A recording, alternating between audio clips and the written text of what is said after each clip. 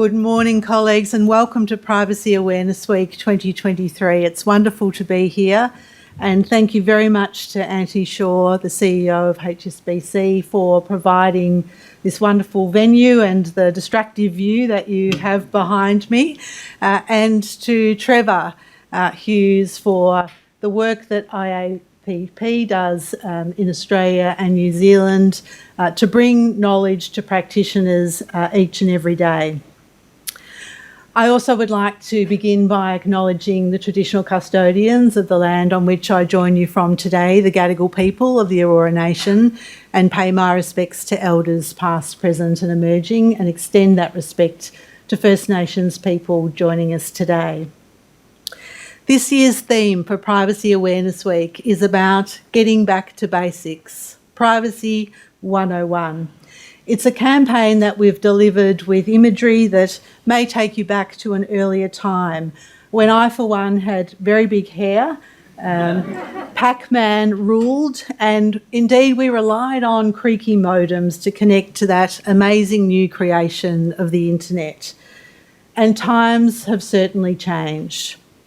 I remember my daughter, now an adult, playing Pac-Man on her massive computer, the arcade hall sounds emanating throughout the house. And that really is a distant memory when I think about the immersive gaming that my teenage son seeks every day, a product indeed of the attention economy.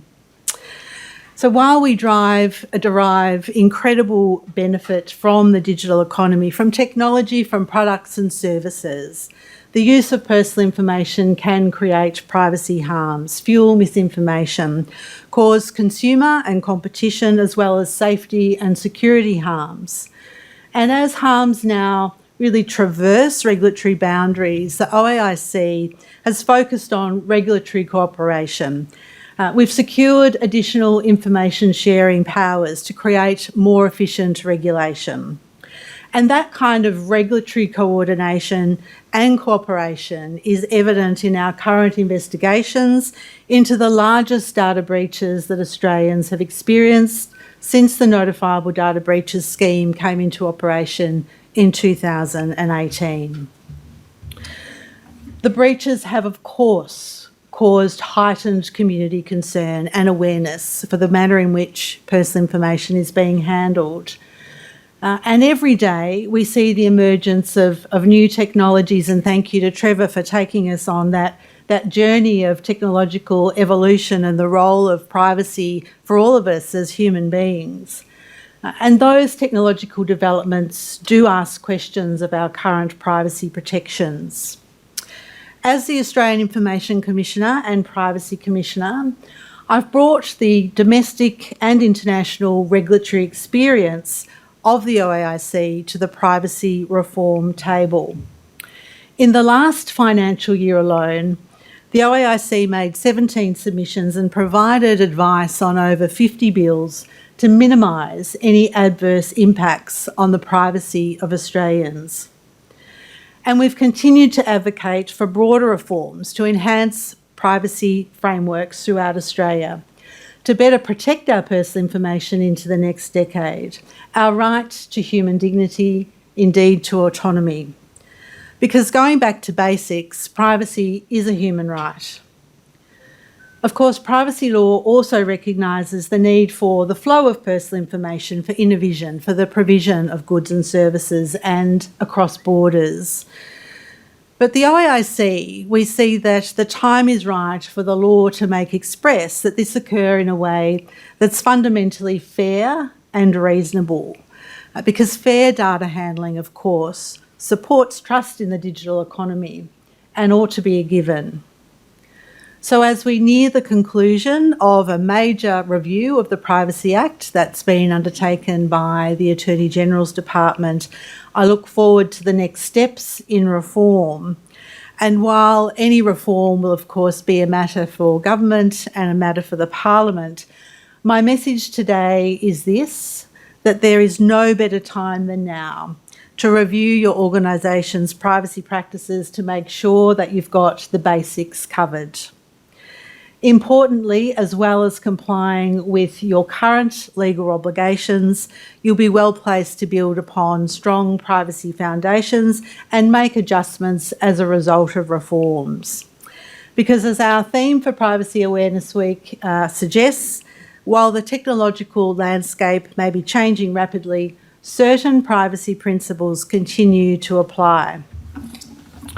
Taking a privacy by design approach, assessing and monitoring risks, and of course training staff to prevent data breaches are some of those basic essentials. And at its most basic, and this might seem incongruent when we're talking about things like ChatGPT and other really complex data handling practices, what I see as a regulator in Australia is that we need to bring the basics back to everyday practice in handling personal information. Don't collect personal information that you don't need. Securely store the personal information. Delete or de-identify it when it's no longer required. I recognise that, of course, many businesses have a range of legal requirements to collect and retain personal information, anti-money laundering laws, taxation laws, to name just a couple.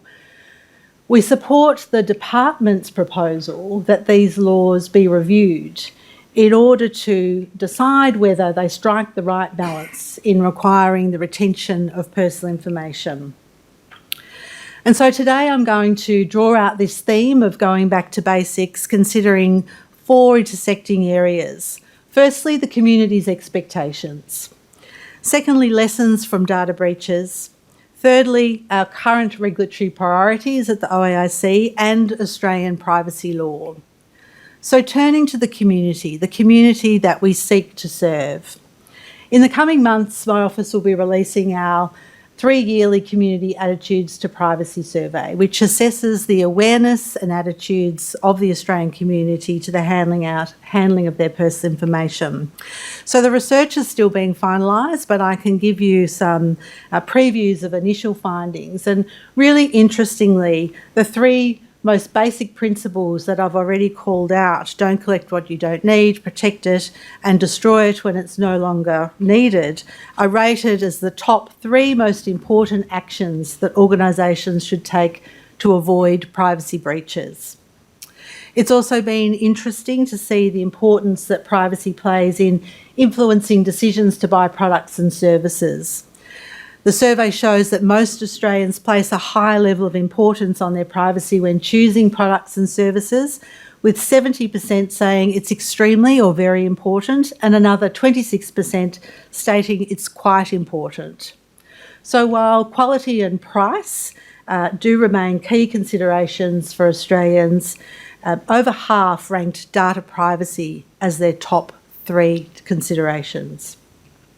It's seen as more important than makes my life easier and the time it takes to access a service, indicating that the majority of people do seem prepared to experience some inconvenience in exchange for their privacy being protected. So from that, we can conclude that there is commercial benefit in organisations taking the handling of personal information seriously. And we'll have a lot more to say about the survey in coming months, but it's clear that the concern in the community remains high.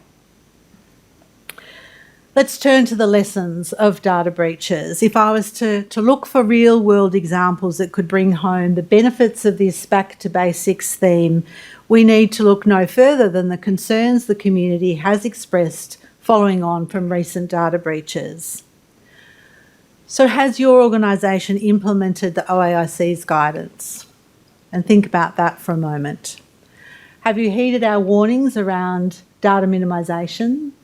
And have you also examined the 6 monthly reports on the causes of data breaches and made sure those lessons are incorporated into your data handling practices?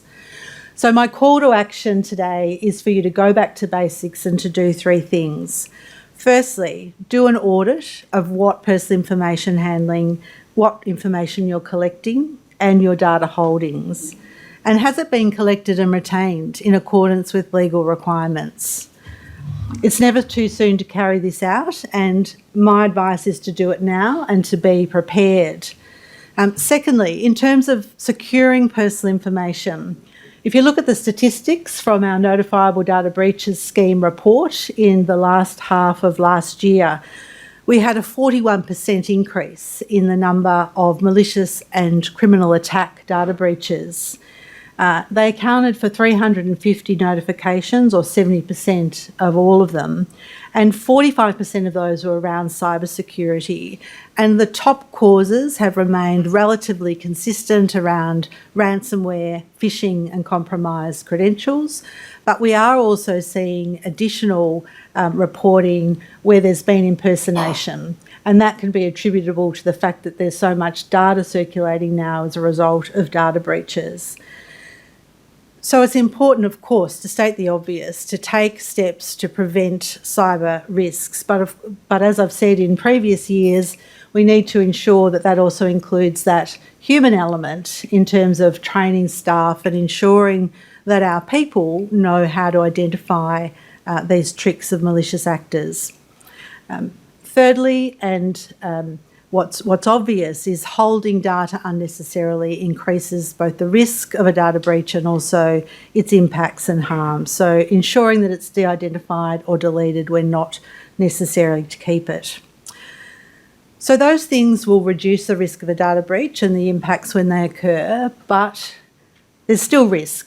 So you need to ensure that you've got a data breach response plan and that you're not dusting it off out of the bottom drawer when something does go wrong. It does need to be tried and tested. I'm going to turn to our current regulatory priorities, and it will be no surprise that the first is the security of personal information. We have commenced major investigations into Medibank, Optus and clinical laboratories, which involves practices of medlab pathology. We're also making preliminary inquiries regarding the Latitude Financial cybersecurity incident. These investigations focus on whether reasonable steps are in place to protect that personal information, but we're also investigating whether these entities had the practices, procedures and systems in place in order to ensure compliance with the Australian privacy principles. So that goes back to the issue of data governance. I mentioned earlier on our focus on regulatory cooperation, and this is also reflected in our role on the Council of Financial Regulators Cybersecurity Working Group. That network was formed between a number of regulators that deal with cyber so that we can share information, reduce duplication and ensure a more efficient regulatory system of security breaches. Our second priority is addressing harms that arise from the practices of online platforms and social media through their opaque information practices or terms and conditions of service. And our focus within this area also includes invasive technologies that track and surveil. We're also focused on algorithms to profile individuals in ways that they wouldn't expect. And these areas align really closely. Again, looking at regulatory cooperation, we've formed the Digital Platforms Regulators Forum comprised of the ACCC, the ACMA, the eSafety Commissioner and the OAIC to ensure a seamless regulatory framework for the regulation of online platforms. So we work with members to tackle these issues collectively. And we're continuing to collaborate internationally on these issues of common concern. The OAIC leads the Global Privacy Assembly's International Enforcement Working Group initiative on data scraping, particularly apt as we talk about artificial intelligence and its most recent adaptations. Also, through our work on the Global Privacy Assembly's facial recognition subgroup, we played an instrumental role to have a resolution passed by the GPA to set out foundational principles for the responsible use of FRT. So this contributes to ensuring a consistently high standard of data protection globally and that Australians' personal information will be consistently protected wherever it flows. Because facial recognition, of course, carries heightened privacy risks for Australians. It can be used to infer other attributes about us around our age, sex, our gender, our ethnicity. Automated facial recognition systems can collect huge amounts of biometric information without our knowledge or awareness. And so that really limits the traditional effectiveness of notice and consent type regimes. And these issues were active in my determinations involving Clearview AI Inc., and that entity has appealed my determination to the Administrative Appeals Tribunal. It's currently being considered. And 7-Eleven for their uses of facial recognition technology.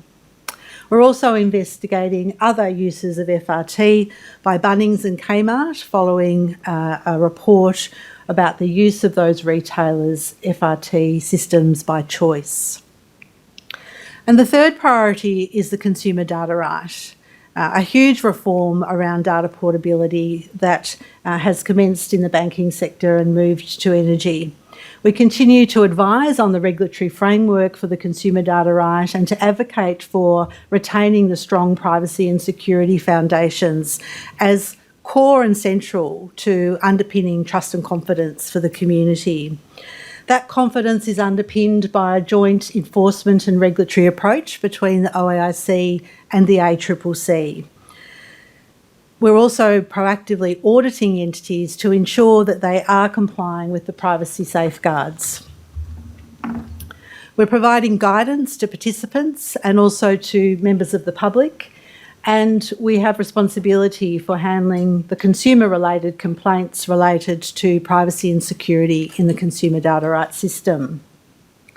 But turning from that specific legislative framework that does contain higher safeguards for Australians' privacy than the current general privacy framework, we have benefited from recent reforms from privacy. And I'd like to turn to the reforms that came into play in December in 2022 last year. These have enhanced our ability to regulate in the contemporary environment. We've got a range of powers to regulate privacy, and they're based on an escalation model. But where enforcement action is necessary, we now have access to additional civil penalties that are commensurate with those that the ACCC can seek in terms of consumer competition. So up to $50 million for serious and repeated interferences with privacy. It also means that we're more comparable with international regulators and aligning with community expectations. And we see that this will incentivise compliance with Australians' privacy law and ensure that data breaches are not just seen as the cost of doing business. Of course, civil penalties are at the highest range of the regulatory powers, and they'll be used for conduct that's contrary to the public interest. And of course, it's for the courts to determine the amount of those pecuniary penalties, and they have well-established principles for determining this. The Act last year also introduced some other reforms. They strengthened the notifiable data breaches scheme through providing my office with additional information gathering powers, and they're associated with infringement notices for non-compliance. We also now have the ability to audit entities' practices, systems and procedures for compliance with the notifiable data breaches scheme. And if a breach does occur, entities are now required to provide greater particularity about the kinds of information that's been breached. So, for example, rather than just describing it as identity information, there'd be a requirement to particularise that if it's tax file numbers, if it's Medicare numbers, passport numbers and so on. We also have new information sharing powers, which I mentioned earlier on, which really have allowed us to cooperate strategically with our domestic and international counterparts. The law also simplified the extraterritoriality provisions of the Privacy Act. So companies that are domiciled overseas and carry on a business in Australia need to comply with Australians' privacy law. And this issue of extraterritoriality and jurisdiction, many of you may be aware, was challenged by Facebook in recent proceedings. And the High Court decided in March this year that we're now able to proceed with our substantive proceedings to seek civil penalties against Facebook Ireland and Facebook Inc. over the Cambridge Analytica matter. So the initial action was commenced by my office in the Federal Court in March 2020, more than 3 years ago. and will now go back to the Federal Court to hear the substantive issues. I want to turn to the broader reform agenda. The OAIC's recommendations to the Attorney-General's Department can be grouped into three key themes, and I've spoken about them in other Privacy Awareness Week forums, but the reform process has moved. We've had an issues paper, a discussion paper, and now a final report from the Attorney-General's Department, and we await a response from government. The first area that we've focused on as an office is what we see as the need for the increased accountability for regulated entities through a positive obligation for the collection, use and disclosure of information to be fair and reasonable in the circumstances. Because we see what's missing in the current regime is a clear obligation on the face of the law to put individuals at the centre of personal information handling practices and to avoid harms. So this would provide a baseline level of protections, and just like with other products and services where we can engage with confidence that there's safety standards in place, individuals would be able to assume that certain protections are given. We can purchase food from a restaurant or a grocery store and trust that it's safe. We don't have to become experts in standards. So we need something similar for personal information. The fair and reasonable test doesn't seek to prevent businesses from achieving their commercial ends. Rather, it will require businesses to proactively consider whether their information handling practices are fair and reasonable. And this means considering the risk of unjustified or adverse impact or harm to individuals. Are there less privacy intrusive ways to achieve the same objective? It's about balance. Privacy impact assessments would be required to be conducted for personal information handling that's likely to have a significant impact on the privacy of individuals. So it's an effort to shift to more proactive regulation and less reliance on the backstop of the regulator. We also see that there's a need for increased accountability in the wake of data breaches. Our experience has shown us that entities that do this well assist individuals through the impacts of harm that may occur. They support individuals to mitigate the steps. And so we consider there should be a legislative obligation to ensure this occurs. This could mean paying for a subscription for credit monitoring. It might be assisting individuals to replace compromised passports and other documents, or to ensure that there's entities like ID Care who can assist individuals to navigate the impact of a breach post-incident. And the Privacy Act review report has earmarked that proposal for further consideration. The second theme is supporting privacy self-management through new and enhanced individual rights. So the review has provided an opportunity to consider how individuals can be provided with greater choice and control over their personal information, including a right to erasure and a right to enhanced access to information. So they're timely given the community concerns about the longitudinal nature of holding personal information. The OAIC has been broadly supportive of reforms that seek to ensure our laws are interoperable globally. And you'll see that some of the rights that have been proposed have synergies with those under the GDPR and in the EU. Because we need to continue to take account of global developments, and this includes developments to design online services in a way that has the best interests of children at heart. We see that in the UK and California. Controls in terms of the use of personal information in advertising, and also new AI laws that are being proposed in the EU. In our engagement in law reform, we're seeking to be focused on making sure our laws continue to connect around the world and Australians' data will be protected wherever it flows, and also to reduce the burden on businesses in terms of compliance. And then thirdly and lastly, the regulatory framework. In terms of the toolbox for the OAIC, we say it needs to be expanded to give us greater ability to bring enforcement action where appropriate, deter non-compliance and help build community confidence. The review report proposes the introduction of a new civil penalty regime, and this would include a mid-tier civil penalty for interferences with privacy that don't meet that serious and repeated threshold, and a low-tier civil penalty for administrative breaches of the Act with attached infringement notice powers. And we see that that can be an effective, cost-effective way to deter non-compliance without the need to go to court. We also see the need for enhanced access to justice remedies with privacy, a statutory tort and a direct right of action to bring us in line with other like democracies. In summary, based on our regulatory experience, we do see that the onus needs to shift to ensure organisations are building in privacy by design and that data handling practices are fair and reasonable. And that does mean putting individuals at the centre of innovation to prevent the risk of harm. As busy people, we can't be expected to read all the fine print. And just as we rely on the safety of our food, we should expect that the basics of privacy are taken care of.